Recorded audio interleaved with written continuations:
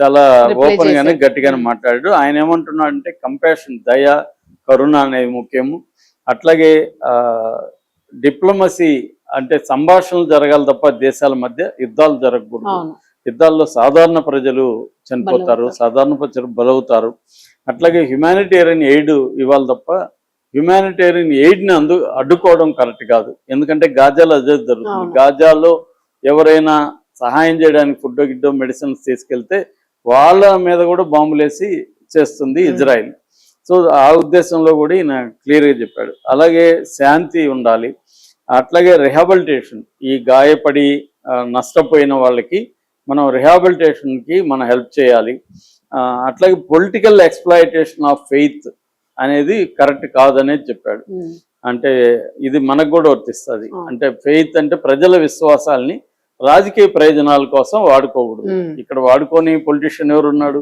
ప్రతి పొలిటీషియన్ మన ఇండియాలో కూడా ఇదే వాడుతున్నారు. సో కాబట్టి నేను మోరల్ అథారిటీగా, అంటే క్రిస్టియానిటీలో కేథలిక్ చర్చిలో మోరల్ అథారిటీకి సింబల్. అంటే ప్రపంచం సరిగా లేనప్పుడు సరిగా లేదని చెప్పడం, ఎలా ఉండాలో చెప్పడం అనేది నా బాధ్యత, నేను అది చేస్తానని చెప్తున్నాడు. దాన్ని జేడీ వ్యాన్స్ కూడా అతను ఓన్లీ మోరల్ అథారిటీకి పరిమితం అయితే బెటరు, రాజకీయ అధికారాలకి రాజకీయ విషయాలకి జోక్యం చేసుకోకూడదని కూడా అంటున్నాడు. మళ్ళీ దానికి సమాధానం కూడా పోపు చెప్పాడు. మోరల్ అథారిటీ అంటేనే అర్థం ఏంటి? మోరల్గా ఉన్నారా లేదా అనేది చెక్ చేయడము, చెక్ లేనప్పుడు దాన్ని ప్రశ్నించడం అనేదే కదా నా పని. నేను అదే చేస్తున్నాను. మీరు మోరల్గా లేరు. ఒక క్రిస్టియన్గా ట్రంప్ బిహేవ్ చేయట్లేదు. ఒక క్రిస్టియన్ ఇలా చేయడు. క్రిస్టియన్ క్రైస్తవ ఏం చెప్పాడు? ఒక చెంప మీద కొడితే శత్రువు రెండో చెంప చూపించమన్నాడు, పొరుగువాడిని ప్రేమించమన్నాడు. కానీ మీరు యుద్ధాలు చేస్తున్నారు, సామాన్య ప్రజలను చంపుతున్నారు, పిల్లల్ని చంపుతున్నారు. ఇది కరెక్ట్ కాదని చెప్పడమే నా బాధ్యత. దట్ ఈజ్ మోరల్ అథారిటీ అని అంటున్నాడు. మరి ఈ విరోధం ఇది ఎక్కడికి పోతుందో తెలీదు. ఇప్పుడు క్రిస్టియన్ ప్రపంచవ్యాప్తంగా క్రిస్టియన్స్, ముఖ్యంగా కేథలిక్స్ తీవ్రంగా ట్రంప్ మీద విరుచుకుపడుతున్నారు. నిజానికి ట్రంప్కి ఎలక్షన్లు కూడా పట్టించుకోవట్లేదు అనేది కూడా వచ్చేసింది.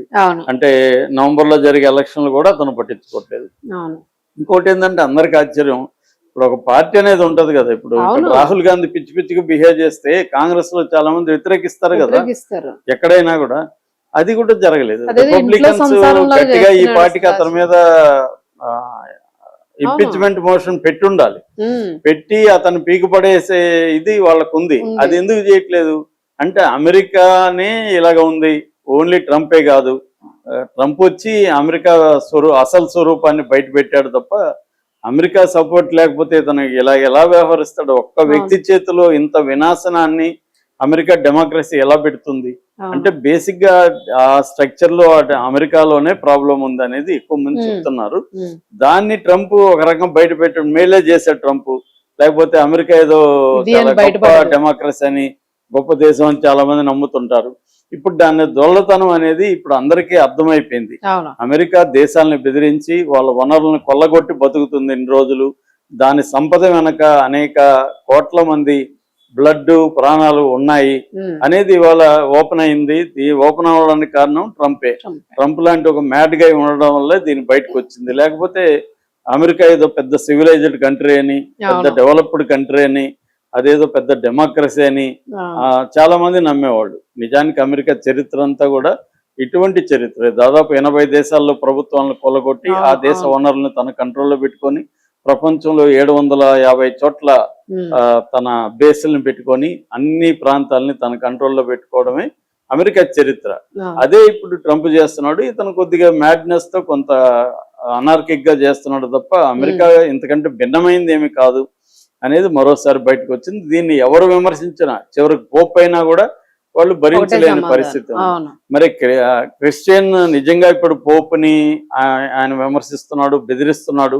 మరోవైపు నేనే క్రైస్ట్ అంటుంటే క్రిస్టియన్స్ అంతా కూడా ఎదురు తిరిగే నిన్ను సపోర్ట్ చేయమరా అని బయటికి రావాలి కదా, అది కూడా రావట్లేదు. సో అందువల్ల ఇది అమెరికా ప్రజలు, అమెరికా రాజ్యాంగం, అమెరికాలో ఉండే డెమోక్రసీ సిస్టమ్ అనేది ఏ హిట్లర్నో మనం అనుకుంటే అర్థమవుతుంది. అది నియంతృత్వ పరిపాలన. ఇది డెమోక్రసీలో ట్రంప్ ఇలా బిహేవ్ చేస్తున్నప్పుడు మిగతా వాళ్ళు చెక్స్ అండ్ బ్యాలెన్సెస్ అనేవి మన సిస్టంలో ఎందుకు పెట్టింది? ఒక వ్యక్తి ఇష్టం వచ్చినట్టుగా బిహేవ్ చేస్తే మిగతా సిస్టమ్స్ అతను ఆపడానికి చెక్స్ అండ్ బ్యాలెన్సెస్ అనేవి డెమోక్రసీలో పెట్టారు. మరి అమెరికాలో ఏమైంది ఇవాళ? ఇతను ఎందుకు చెక్ చేయట్లేదు, ఇతను ఎందుకు ఆపట్లేదు?